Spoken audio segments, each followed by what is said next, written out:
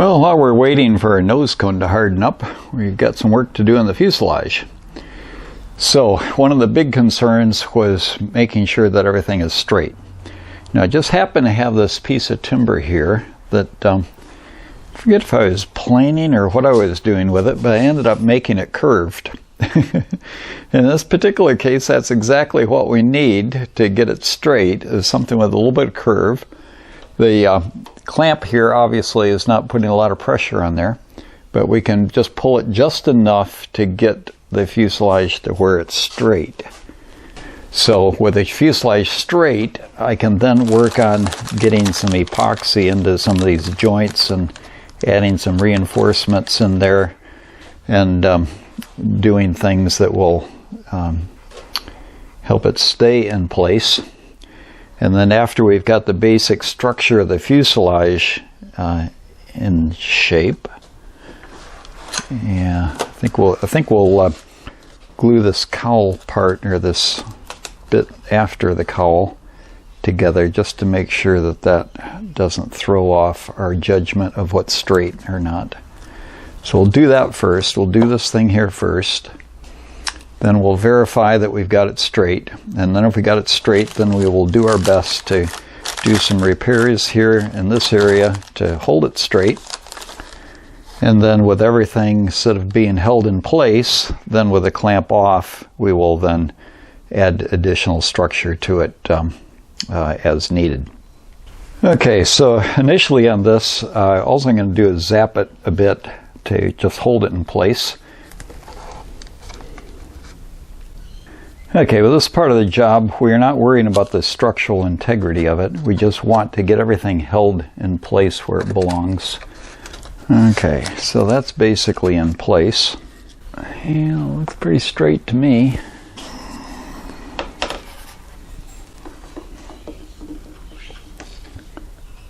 Okay, I'm going to deem that to be straight. So, given that's the case, we will then commence getting this back together. Okay, I think what we'll do is we'll put a block of wood in there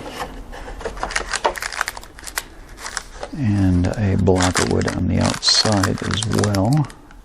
And of course the trick is not to glue the block of wood to the plane. There's bits of greaseless paper or baking wrap around for this purpose.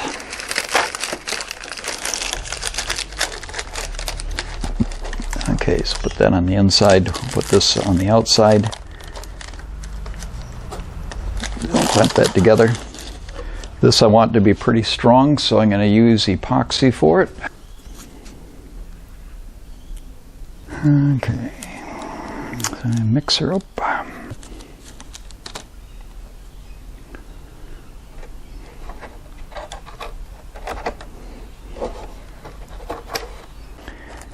Okay.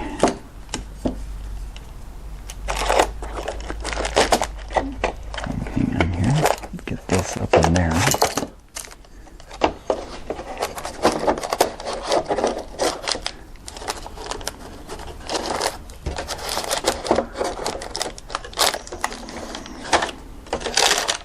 Okay, nearly there.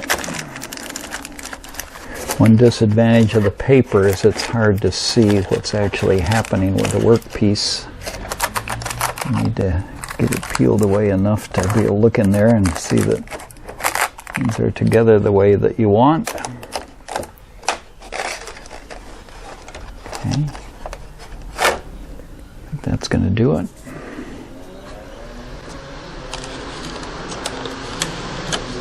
Okay, we might put a little number in there too while we're at it. This is what came out of there.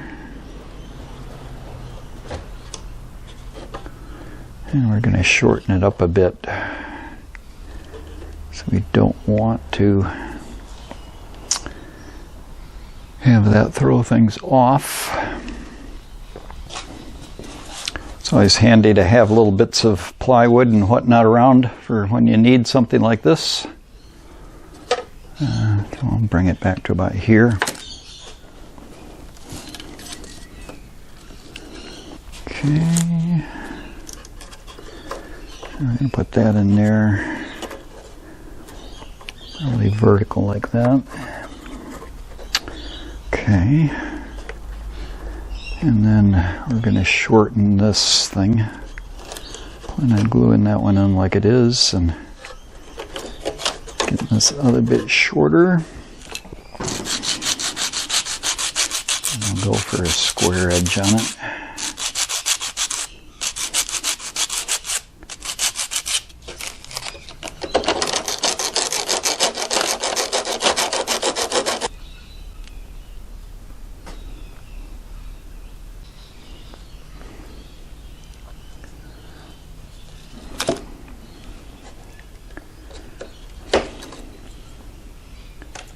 Yeah.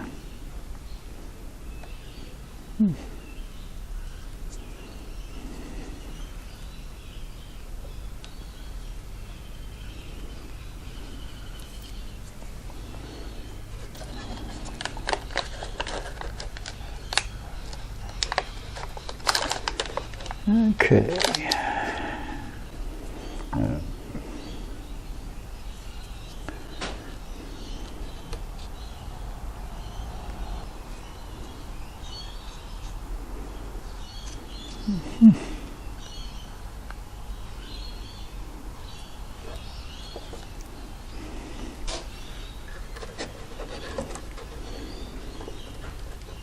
Okay. Now.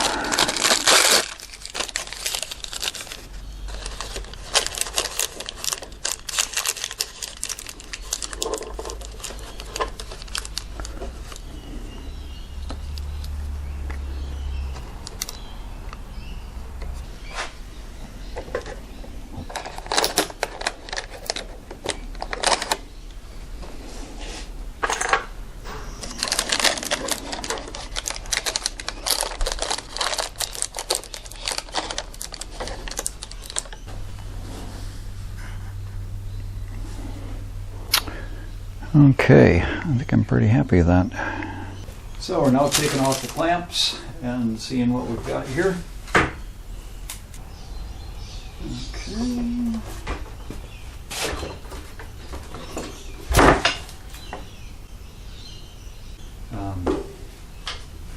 So now we want to do some patching up on the side here.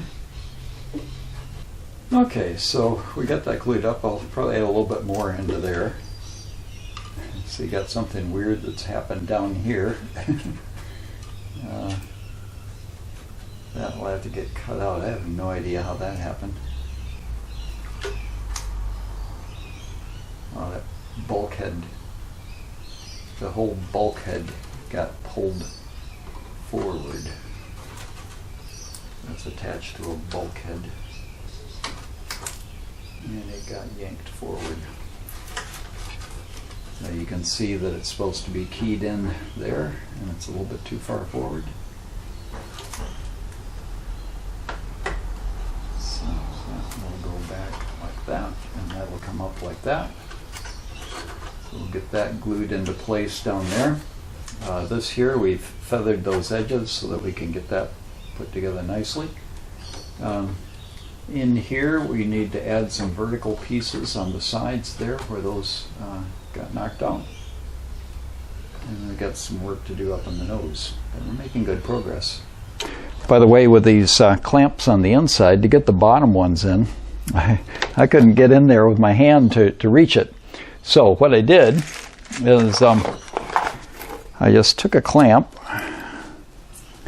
and I started squeezing it, and I got a hold of it with my handy dandy little pliers here and got that like that, which then allowed me to go in there and place the clamp where I wanted and then let it go. Okay, just want to show you a couple of our other clamping techniques. Sometimes just wrapping some tape around something to hold it in there, and that little thin thing there. So we wrapped tape around it, and should have got the tape to stick. Anyway, taping things up can be used. Of course, little clips to get in there wherever you can to get things clamped. You note on the bottom there, if you can see that, see down in here, I've got those 2 bits of balsa going across there. This had reinforcement underneath the bottom, which is completely gone on one side and broken loose on the other. And as the support for the alignment for the wing is there, I figure that needs a bit of strength. So I put 2 little balsa bars across there to help solidify that up a bit. We added this piece in here to be able to handle where we had these cracks going across. So there's a piece behind there, comes up to this panel up here, and then it goes down through past that crack down there to handle that. Well, we're up at the nose end now, and we've got ourselves quite a challenge. This basically is what's come out of there. Oops, lost the other part of that. Okay, so we've got this extension to the battery floor. Okay, so that's basically what we need to build as far as this piece that goes in that way. Okay, so we've got to build this.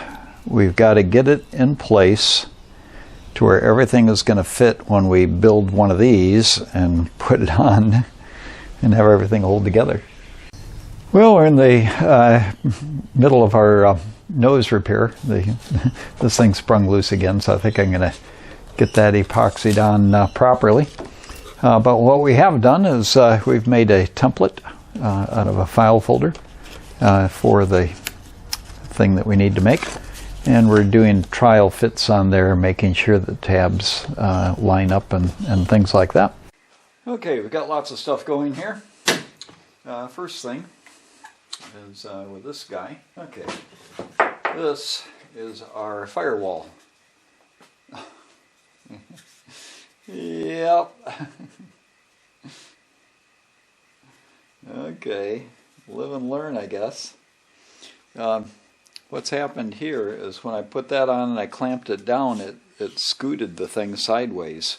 You know, sometimes those clamps that you squeeze sort of push a little bit sideways. And look what's happened there. So anyway, I think we'll be okay, but essentially I needed to put 2 pieces of 3-ply together to get something close to the thickness of the original sort of firewall. So I've done that. And I guess we will take part of that off there and part of this off here to get it to the right size. Things are coming along well with the fuselage. We've got some gaps filled in. We've made this little panel here. That's not glued in yet because it'll have to be put in at the same time we put in the firewall, because this needs to expand to get the firewall into the little holes there. But that panel is ready to go. We've put a bit of reinforcing across the bottom there. And the top is in reasonably good condition. We've got this to help support the firewall and not something over there, so we'll want to build on something under that. Both to keep the battery off of the firewall and also to give some added surface area to glue to the firewall with epoxy. So, that's progressing. Where this kill switch plug was located, you know, it's been built up to be fatter in there than the rest of it. But it had been, looked like it was bulging out a little bit there before when it had the covering on it. So anyway, I just started sanding it to get it down, and I've discovered that it's had a whole block of wood put in all the way to the outside. So the reason why it was bulging out wasn't that something had swollen, it's just that the block of wood that they put in there stuck out a little bit, and they had sanded it, but it left a bit of a bump there. So I've got that now nice and flat, and that should look a little bit better. Where our two pieces of the firewall had the mismatch, I decided to use some of our micro bubbles with the resin to fill the gaps around the edges. And now with the resin partially hardened, I'm taking a knife to just roughly get it in shape. I've now carved it all around, and you can see where it was overlapped. I got a little bit extra there and over here. I don't know why I curved that like that on the bottom, because the bottom of the fuselage is flat and my template is flat on the bottom. But nonetheless, I'll now be able to whittle that down a bit, and I've got plenty of room there to be able to make it exactly as it needs to be. Well, I'm just doing a trial fit of my template for the firewall. You can see that it's just a little bit big up here and going to there, and then getting right by the time it gets over here. Looks like our width is about right because it's not bowing. Might have a little bit of work to do on the tabs. I've cut this tab in here where I put that little extra bit in there. Okay, we've got the fuselage getting glued up. We've got the reinforcing bits for the firewall to go on there. This is the panel that's going to go in there, and we've got the extra bits onto that to again give lots for the firewall to attach to. And we just let that solidify. This is just a thing to hold that in place while it's drying. That'll come out. Okay, so we've epoxied in this bit here. We've epoxied in a little block onto the bottom of that. We epoxied this rail down here. It's got two parts, a wider pit on the bottom and the part that sticks up on the top. This panel here hasn't been epoxied in yet, but we've got the two parts of it that you can see. I made that so the battery will fit in between those. And then we've got plenty of area to epoxy onto the firewall. And this is not glued in yet because we need this to be able to expand to get the firewall in. The firewall, I've used both the Dremel followed up by a file to get the edges nice and straight and everything. I then tried to fit it, and it was, had a few spots that were too big. So then I took my template and put the template on top of it. And while I was holding the template on it, then I did some more filing and sanding to try and get the tabs right. Then I realized if it's going to go in this way, it's got to be able to fit in on the side. And so I had to sand a little bit on these edges here. This ended up being a little bit thicker than the previous one. So that one is going in, this way, and this one over here, made sure that the tabs line up that way. So given that they line up there, then I should be able to get it in here. Well, firewall is now in there as a trial fit. Everything fitting really nice. Had to relieve it a little bit on the bottom and relieve it a little bit around there, but that's a beautiful fit, and that'll be really nice. So I'm going to go ahead and put the holes in it now, and then we'll glue it all together. Well, we've got our firewall epoxied in place and sitting over there with the epoxy hardening. And now it's time to work out exactly where to place the motor on the firewall. As you can tell from our old one here, it's kind of difficult to get real precise. They've obviously had a few attempts at it. I guess it goes this way. A few attempts at it, and it's sort of gone all over the place, so I'm not really trusting any of that. So what I've done is I've got a block of wood. I've cut nice square ends on it. I've stood it on a nice flat board. I've marked out where it goes. I've then put the nose cone over top of it, and I've sighted down from the top to get it right in the middle, and then I've traced around the outside of it. Okay, so that tells me where the middle is. I then had a look, and where it gets on the middle of that is not in the middle of the firewall. which makes sense because typically you got a little bit of right-hand offset and maybe a little bit of down offset. So as I think about the center line of this thing here, we got 10.4, 104, so 52 millimeters is right there, which is off center by 3.5 mils, something like that. So that'll be fine. We'll mount put the motor mount in the center, and we'll put some washers under the outside of it to get it over there a little bit. And then we need to think about the vertical part of it. That it's not so easy to say what's happening there in terms of is this thing level or not, but I guess this is how we determine that. We put a straight edge on top of there, and we measure out here 121, 121. Okay, so they've got it level up and down, so we're not going to worry about that. That's level up and down, so we'll say that stays level up and down that way. So it'll just simply have a right-hand offset. Well, I now reckon we can consider our fuselage structurally complete. Basically ready for covering. So very pleased with how it's turned out. Of course, with regard to the motor, we'd worked out just what to do in terms of how far to get it out. When this motor was originally installed, it had another bracket on the back of it here, and then I just used these 4 little holes to attach it to the firewall.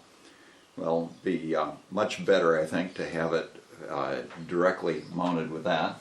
And to get the right distance out, I've made this little thing that it'll attach to, and that in turn will attach to the firewall. So that'll go in there, you know, like so. My holes, I should have given a little bit more attention to their location, but I've provided some clearance to be able to get some air into the side holes, and then of course the top hole is clear. So this guy will go on here about like so, air being able to get into the side holes and all of that. Motor will attach on like so with a cowl on over top of that. So the project continues. We're quite pleased with how it's gone thus far, and yeah, keep watching to see the next steps along the way. We'll be working on that wing, getting the attachment points done up properly, and then we'll have the recovering. So be sure to subscribe so you don't miss any of it. Hit on that little circle there with my picture on it. Doesn't cost you anything, and that'll allow you to keep up to date with the things that are going on. And naturally, not only subscribe, but also have a look at some of the other videos that we've got on our channel.